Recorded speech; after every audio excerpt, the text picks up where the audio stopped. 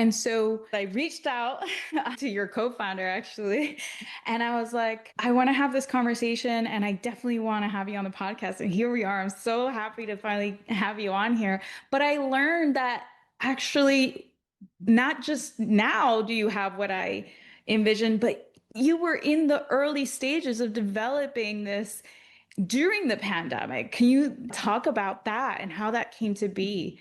Yeah, absolutely. And I've just got to say, it really felt like a gift of serendipity when you and I did eventually cross paths after you had reached out to Jordan and then she suggested the two of us speak. Yeah, I just wanted to call that out because serendipity is really a crucial ingredient of Holler Hype from like a brand philosophy stance. We just believe that serendipity is a beautiful part of the human experience. And sometimes when people get hyped, it feels like a serendipitous moment. And serendipity is something that we notice outside of hyping as well in terms of the people that we get to meet and hear their stories from. So this is just really amazing to be able to hear so much of yours.